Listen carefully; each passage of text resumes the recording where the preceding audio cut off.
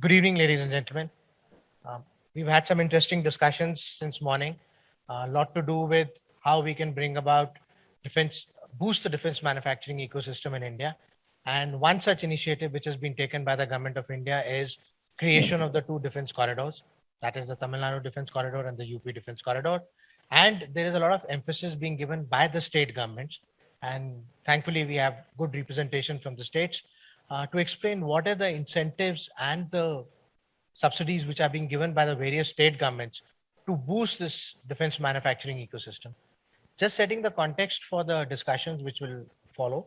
Um, Defense manufacturing has become a priority area for this government, and there's a lot of emphasis which is being laid, like we discussed in the previous panel and the panel before that, on Make in India, Atmanirbhar Bharat, self-reliance, reducing the import bill, and so on and so forth. What we are looking today is creating an ecosystem which can bring about these changes. Um, and in addition, one of the things which Mr. Jaju said, break that monospiny of only one client being there, that is the government of India. How do we do that is when we look at for exports. All the success stories which were talked about earlier, from BAE to Lockheed Martin to Airbus to Boeing, everybody has been a success story because they have been a global player. And that's what the Indian defense manufacturing ecosystem needs to look at. During our discussions, we'll cover that point. But just to start our discussions, I would request Praveen, who's joined us online, to just elaborate on what Telangana has been doing differently. Because despite the corridors not being there in Telangana, Telangana has been in the news. And Praveen, I know him last now a long time, 3 to 4 years since he's been heading the aerospace and defense initiatives in Telangana. So over to you, Praveen. What is different that you guys are doing, which is bringing all the attraction towards Telangana? Thank you very much. In fact, on the outset, let me say I stepped down as the chairman as was introduced. In fact, I would rather recommend Commander, there's a gentleman who's out there from the Niti Aayog who is much more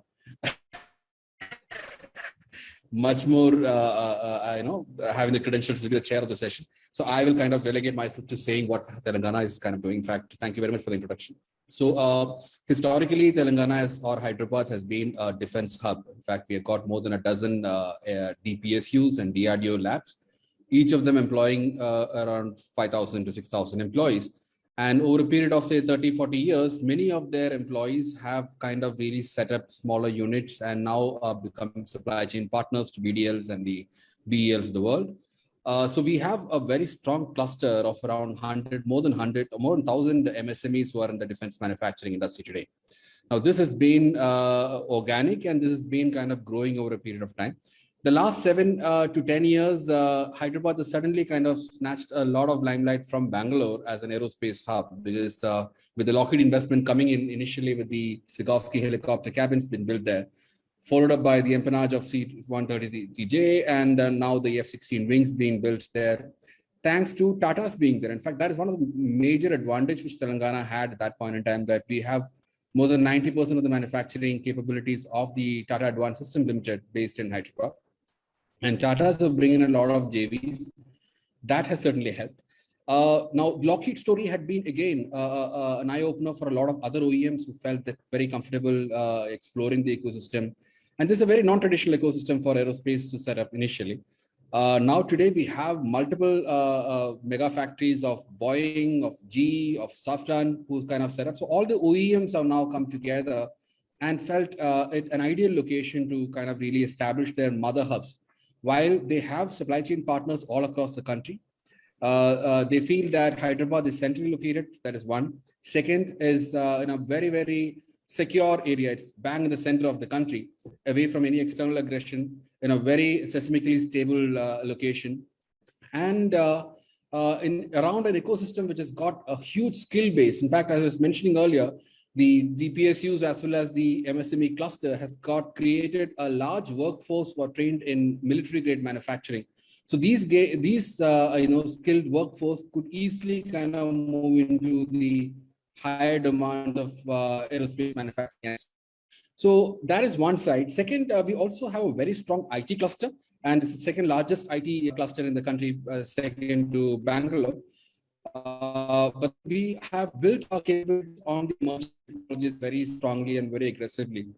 So a large number of new initiatives which are based out of cyber or AI or drones, a lot of these startups have been kind of promoted from this ecosystem. I think that's another area where we felt that an emphasis need to be given. We have the largest startup incubator in the country, T-Hub, where a large number of aerospace OEMs have conducted their corporate innovation programs, the incubation programs, etc., which has helped the local startups to come into the space and really get going with the OEMs right from the beginning. We have also the largest hardware incubator called T-Works, which helps. It's also a makerspace for the hardware startups to kind of come in. And this sector, particularly aerospace and defense, require a lot of hardware activity. So that's also been supported locally. Skill development, another area, very, very important, because incentives and land, every state government can offer, can outbid others. But then what really can't be matched is an ecosystem which has got a very strong skill base, as well as the localization of the industry very close to living center. So in Hyderabad ranks top in both these counts, because all our aerospace parks are in and around the Hyderabad city.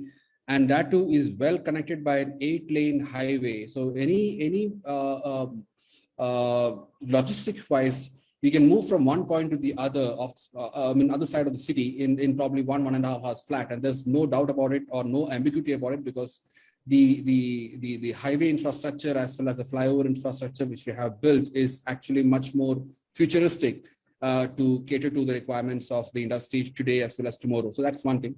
Second is with respect to, as I was mentioning, the aerospace park. All the aerospace parks are located 5 to 6 kilometers from the outer ring road, and the outer ring road is touching the international airport, as well as the ring road is also connected to all the major highways. And this becomes an ideal spot, a sweet spot for the companies to look at, because it is equidistant from most of the metros, as well as all the production hubs. So this is an inclusive cluster wherein we can actually get supplies from all over the country, and the final assembly lines can be set up. So this has been another advantage which we have. It's also an emerging space hub as well as an MRO hub. There are a lot of space activities happen here. In fact, 30% of the Mars orbital mission was contributed by Hyderabad-based industries. A lot of new promising startups like Skyroot, Dhruva, etc. are coming up. Well awarded in this spectrum, and there's a lot of activity happening around space area here. 3D printing is another aspect we are focusing on. In fact, the National Center for 3D printing is coming up in Hyderabad. Then we have the UAVs. In fact, we are also planning for a UAV, essentially a drone testing corridor and a drone manufacturing corridor, which has been planned. A lot of homegrown UAV manufacturing companies are encouraged by the state government by giving work orders to them for the various state-related activities. And the MRO, as I said, it's a great opportunity coming up. There's also a discussion on the convergence of military and civil MROs.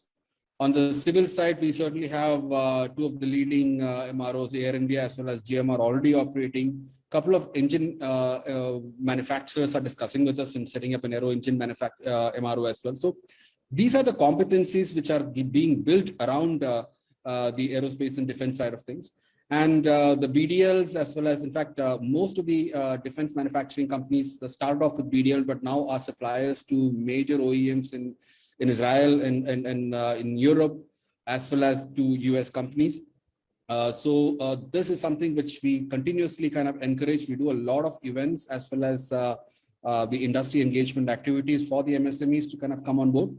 And from our state government side, we have multiple aerospace parks. We got in Adipatla Aerospace, a CSET, where all the Tata, the JVs, in fact, Tata's own manufacturing as well as the JVs with Lockheed Martin, Boeing, GE, etc., is situated in the Adipatla side. A DTA park adjoining have a lot of other local companies set up like Newfound Aerospace, etc. Then we have another CSET where Safran and all other is based out of GMR, which again is attracting a lot of investments lately. Hardware Park 1 and 2 houses a lot of defense companies like Astra Microwave, WEM Technologies, etc. Vim Technologies, in fact, recently was in news because the state government has awarded a massive 511 acres for their missile integration facility. In fact, so this also indicates that it's not just the OEMs that we support, it's actually the local MSMEs who show potential for growth. The state government is supporting, through various incentives as well as the required land for the projects per se. We have the largest electronic manufacturing cluster called eCity, which is spread across 900 acres, which houses a lot of avionics, space, and defense electronics companies. Again, a unique feature is the composite park, which we have around spread across 160 acres. Some 62 odd composite manufacturers have already set up. They're supplying to the DRDO, the defense, the forces, as well as the aerospace sector. And a new aerospace park and a defense park is also coming in. Then we have a policy which is very well lauded, wherein we give customized incentives for any investments over 200 crore, and most of the larger defense proposals has come in, has kind of enjoyed it. We are able to kind of offer a very attractive. In fact, we say that our minister keeps telling that we can meet or beat any offer which they receive from outside because of the provision of this customized incentive or tailor-made incentive policy for the mega projects. Besides, any industrial approval is online. You don't have to go to any office. It is based on self-certification and time bound. It's 15 days or 30 days is what the time frame for any approval which is to be received. If the company is not receiving the approval, then it is considered deemed approval from the government side. And if any employee or any official is holding back any file, then there is provision to penalize them as well. We have large number of skilling academies here. In fact, the state government have tie-ups with foreign universities like Cranfield University, Aero Campus Aquitaine, and Imperial Aeronautical University to set up industry-specific skilling programs for the industry who's setting up here. In fact, we have a policy that we also fund, or rather we train the initial lot of employees required for any larger investment at the government's expense and then supply to them. We have an agency called Task is doing that. Innovation, I mentioned earlier, we are partnered with IDEX. We have run a couple of programs with Boeing, the Boeing Horizon X, Boeing Build programs. We're doing some pilots with Airbus Space Labs. Raytheon has recently done an acceleration program here. We kind of promote a lot of these activities. So all these kind of put together, the infrastructure, the skilling bit, the kind of innovation angle, all these are kind of very, very centralized around the beautiful city of Hyderabad, where the senior employees can live and then work in a very in close proximity to their factory sites. So just I would like to probably highlight why Telangana, despite not having a corridor, is still attracting and is seen as the most preferred investment hub for the larger OEMs, and also is taking steps to kind of promote the local MSMEs to get more and more into this industry. Thank you. Praveen, thanks a lot. I think just to sum up what Praveen said, what I could find was one major thing which Telangana has done is to pay a lot of emphasis on infrastructure and assisting the ecosystem to be created. I think there was a lot which was learned by the state, by TASL coming in, and the ecosystem which TASL created around that. Totally appreciate the fact that how Telangana has taken that step and created that infrastructure to facilitate MSMEs as well as the other companies to come into the state to boost the defense manufacturing ecosystem. Another interesting aspect, Praveen, you mentioned was creating the UAV corridor. I think that's a very interesting thing which is coming up. There's a lot of interest which is happening there, and there's a lot of startups as well as established companies which are coming into India. I think that's another thing which will boost the Telangana manufacturing ecosystem. Adjacency to space, again, has been exploited well by the state. I think overall, it's been a success story in attracting the defense manufacturing in that state. Thanks a lot for your insights. And moving on, I think Kamalur Samadar needs no introduction, like Praveen said. He's been part of the Niti Aayog and has been part of the decision-making process for a long time. Sir, what do you think needs to be done by the industrial corridor to boost the exports, the defense exports, so to say, which is one of the main key areas which have been targeted by the government of India?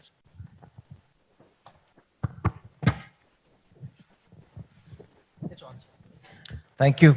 First of all, my thanks to Business World today for the opportunity of being here and to share some views on what needs to be done to, let's say, enthuse the sector some more. With the spate of reforms that we have seen in the last 7 years, much has been spoken about for the last couple of hours. And I think we have a clear idea of where the country is headed as far as capability development is concerned. With a pleasure listening to Telangana's contribution in this music to my ears. This is something that we've been working on for several years, and to actually see it happening on ground gives a deep sense of satisfaction that many of these projects will actually see the light of day. And my compliments to the government of Telangana for those initiatives.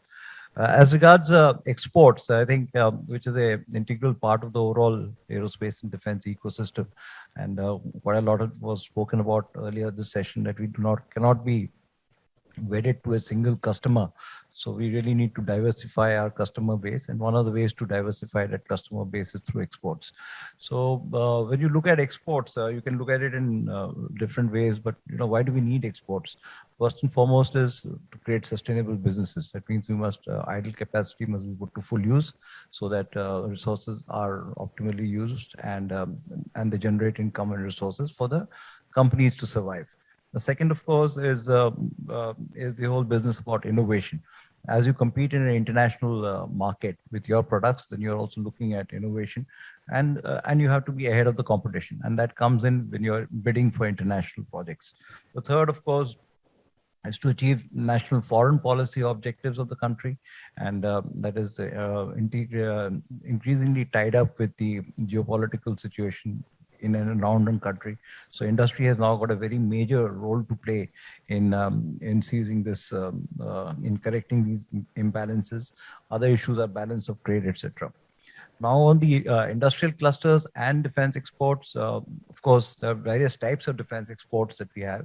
We can have these high value exports of, fighter aircrafts and helicopters and huge ships and aircraft carriers and stuff like that. But that is one set of products.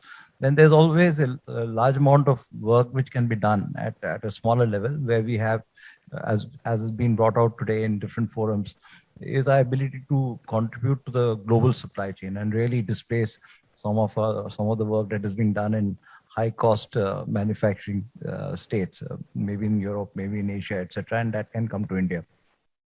The third part of defense exports can be the low value stuff, which is like, harnesses, fasteners, which have got very high volume, low value, but they are an integral part of the overall aerospace and defense industry. Here again, we see a lot of this happening in Telangana.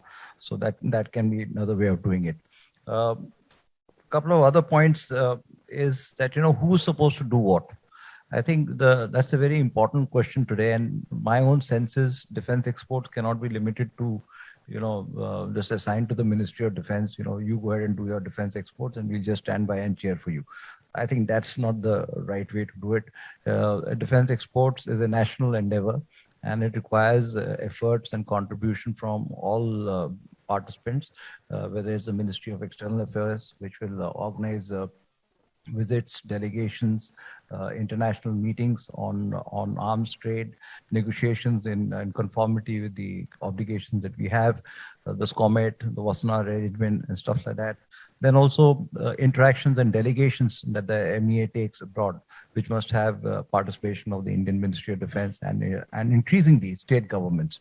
I would like to see some of the state governments also joining some of these delegations that the Defense and the External Affairs Ministry takes abroad. Niti Aayog, of course, will have a great role to play, and I think they need to really get onto it because they have to coordinate between federalism in the state and between the ministries in terms of various programs. Ministry of External Affairs, Economic Diplomacy is now a wing under the Ministry of External Affairs, which has now been charged with promoting defense exports. I think they can be also in touch with the state governments and see how state governments and the ministry can work together in promoting defense exports. One of the areas of actually getting defense exports going is to track the market, that is business intelligence. At the moment, our ability to do that is somewhat limited, and this will require us to have a larger outreach with our missions abroad, who will track what's happening in the world, what the demands are in the world, and push that back into Indian industry for contribution. So that's part of economic diplomacy and intelligence that we need to look at. Then apart from this, we also could borrow some of the ideas that has happened in the other ministries. For example, we have the APEDA, we have the MPEDA, we have the tea board, we have the coffee board, we have the spice board. All of them are structured in such a way to promote export promotion.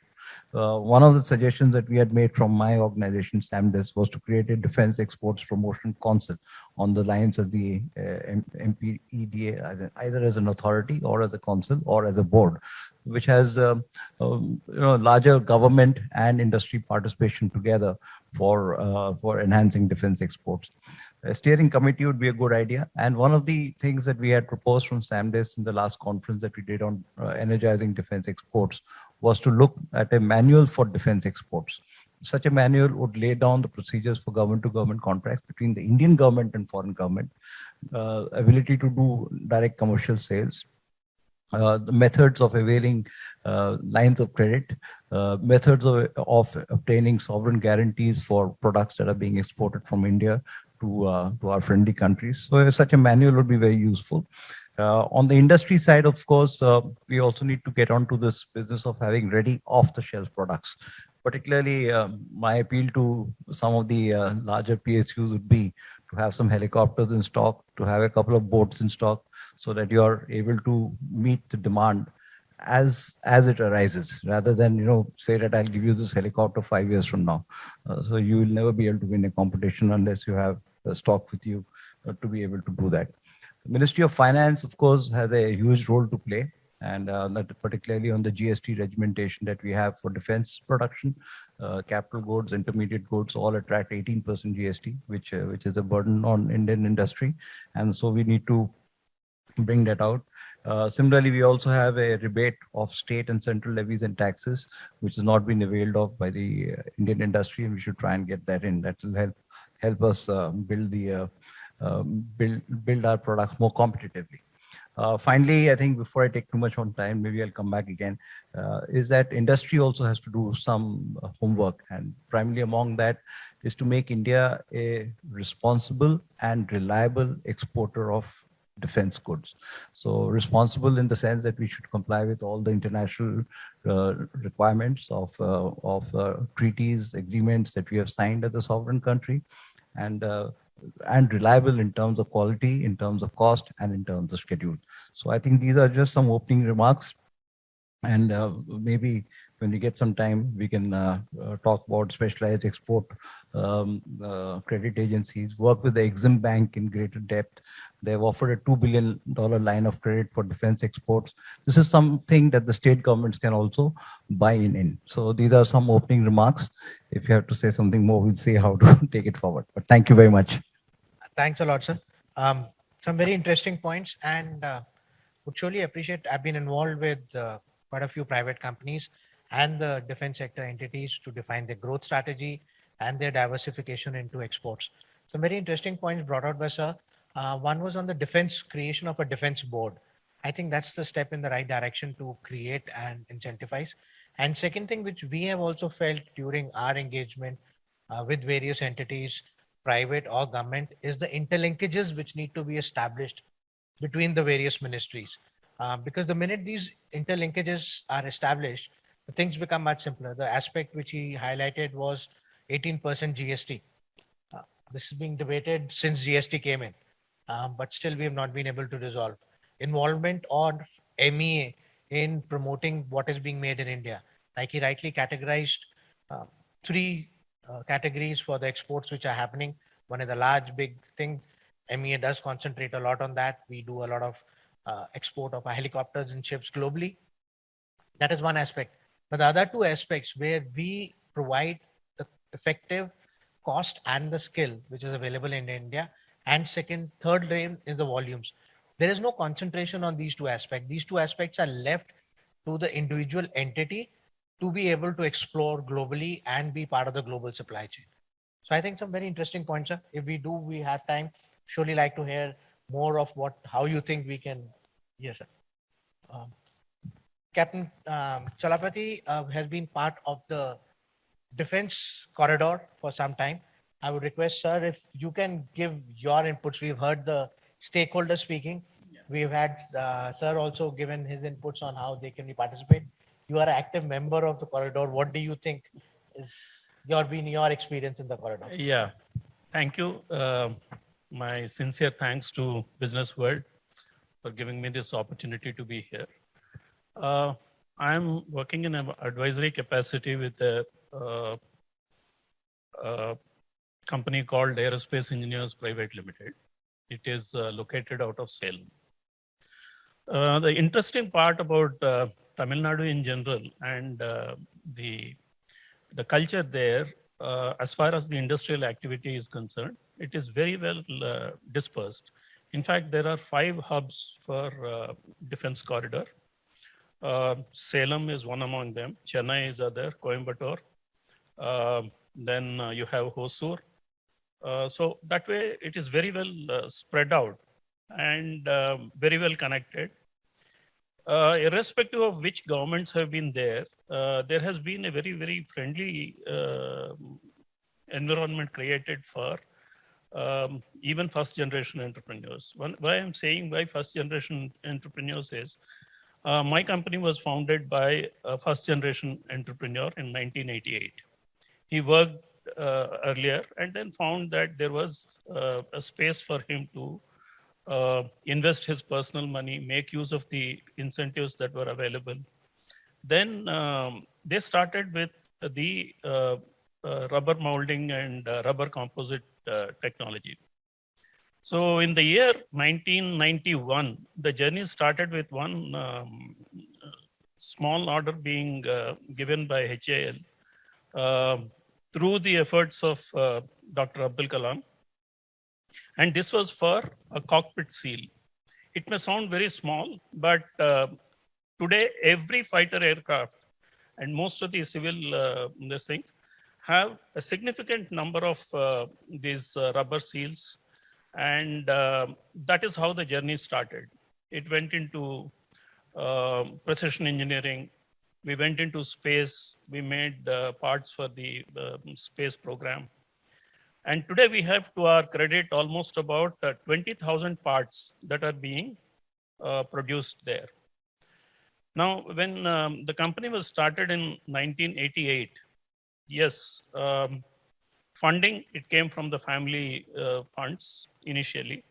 But then there were several other incentives that were offered by the state government that were taken advantage of.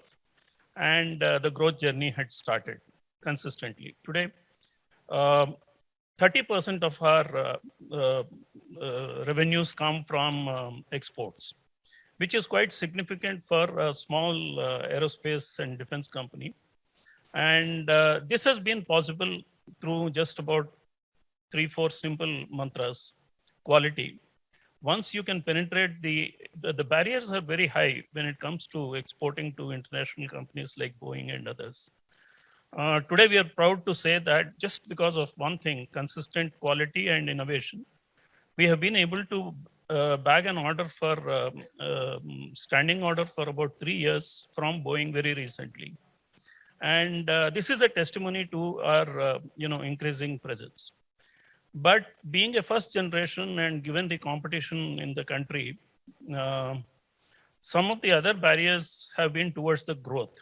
We have found ourselves to be, practically chained to HAL for a very, very long time.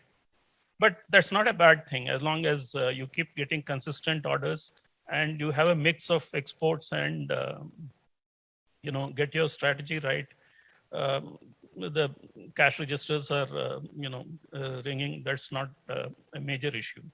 But then our future, what we are looking at is we have another location in Hosur also.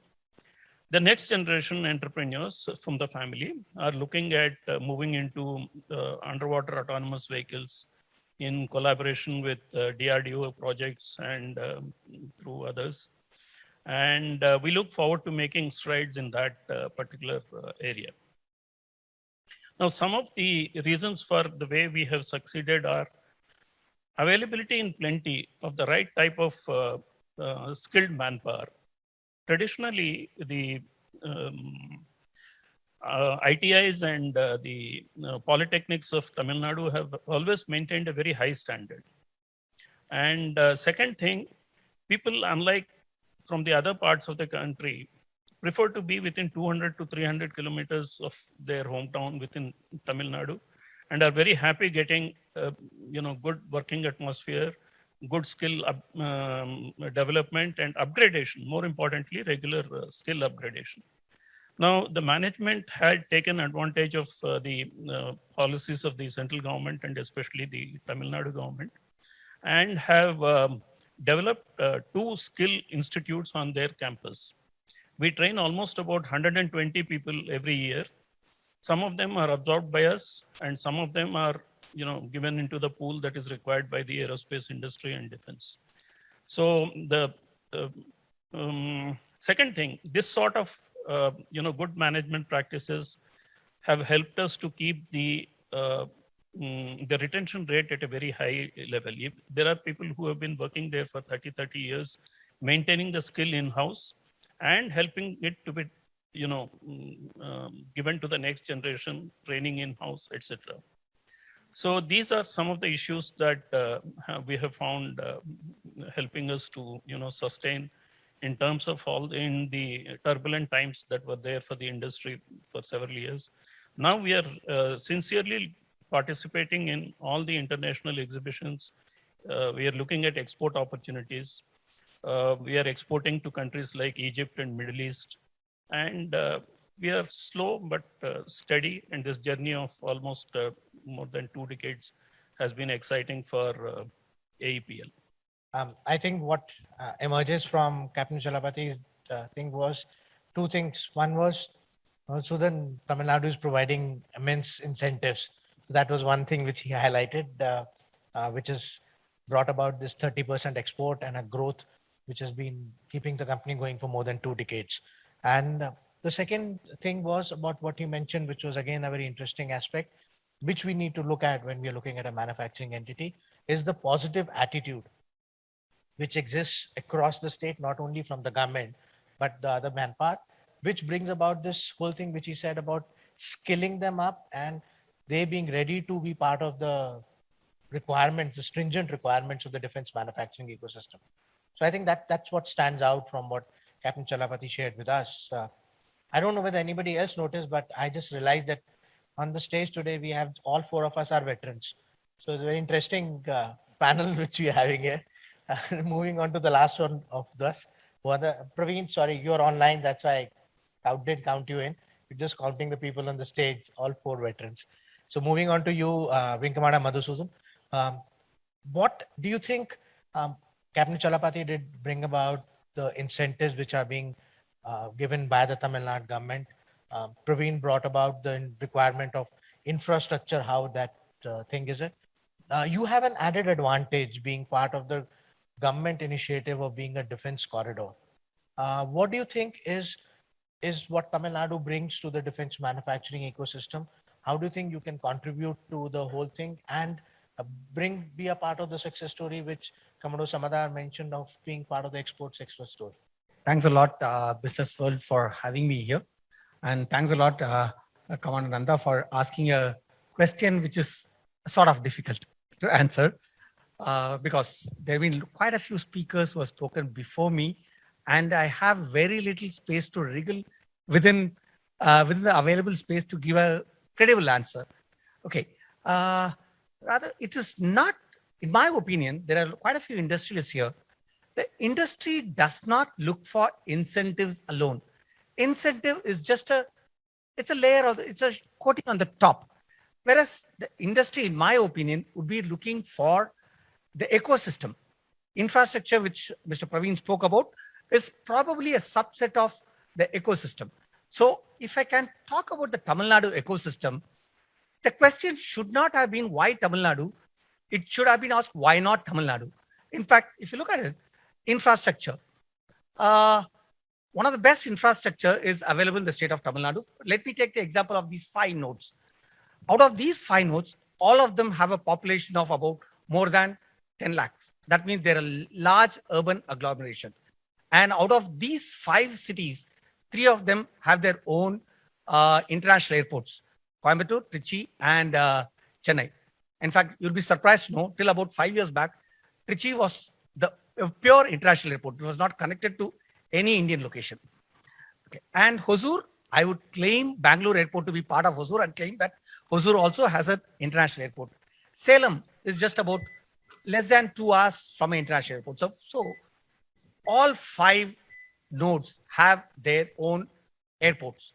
Salem has a domestic airport, but international airport, it has a choice of Coimbatore as well as say Bangalore. Yeah, so it has a huge population. That means it comes along with skilled manpower. Second, one more thing, Tamil Nadu as a state is a power surplus state, and it produces the maximum number of engineers in the country. It has a maximum number of polytechnics. So that means the resources which are coming out are available in a good quality and good quantity for industries to absorb them. But the best just cannot remain so. The best has to get better. So we have also started intervening in these things to create better ecosystems. For example, we have started creating a lot of common facilities. We realized a lot of problems which have been faced by MSME is the availability of expenditure. We facility center, common fabrication center, common test centers funded through various sources, which would enable MSMEs to grow to the next level and to be part of the supply chain of the various things, various larger OEMs. Apart from that, recently we have also signed some MOUs with GE Aviation, which would be setting up a center of excellence for additive manufacturing for manufacture of aero engine components, and with Dassault Systems and Siemens, which would provide a common facility, which would include training, a common facility, everything for MSME, so that they could do the rapid prototyping, the new product development, everything could be done there at a very, very low cost, at a fraction of the cost at which they could do the development in-house. So these are measures from the government. We are also working with some more companies to have some common facilities for coating for aerospace components. We're also trying to set up integrated material management, because when it comes to aerospace and defense, the material needs are very specific but low volumes. So the scale, the margin is not there. So we are trying to aggregate all these things and have a common facility which would provide a material management facility for them, so that you don't need to, it's just like a bank, like an ATM. Just walk down there, pull out the material, do your work and deliver to anyone.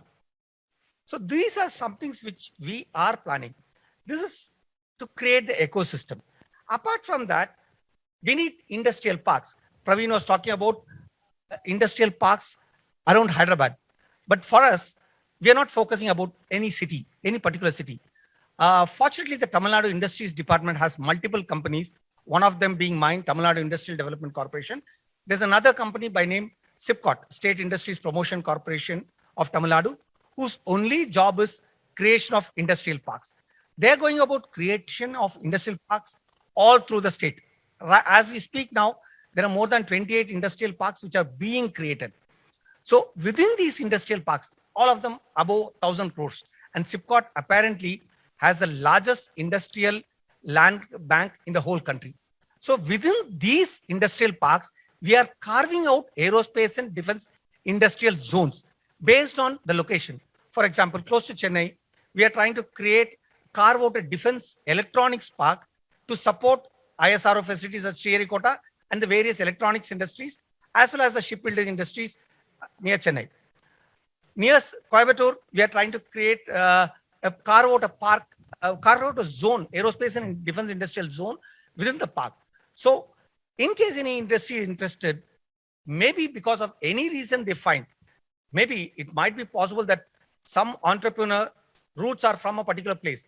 Within about 50 kilometers, there would be an industrial park within which we would be able to create a plug and play aerospace and defense zone wherein he or she could set up facility. So these are some of the strategies which we have adopted to encourage to develop the overall ecosystem. And not only that, we have not stopped with that. Similar to what Telangana is doing, we are trying to create a drone hub. Looking futuristically, we are trying to carve out about 200 acres of place, which has ready-made runways as well, within which the entire ecosystem which is needed to support the drone industry would be available. Maybe in case people can set up factories, there would be common facilities as well. There would be common hangars, runways, testing facilities, fabrication facilities. Everything would be there. Companies just need to operate out there. So since it's spread over a large area of about 200 acres, there would be multiple drone industries which would be able to share capabilities. There would be shared capacities, shared capabilities, and the domain may flourish. We are also focusing on MRO for the primary reason being, if you look at Hosur hosts the largest third-party MRO in the country in form of Airworks. It's also close to Bangalore.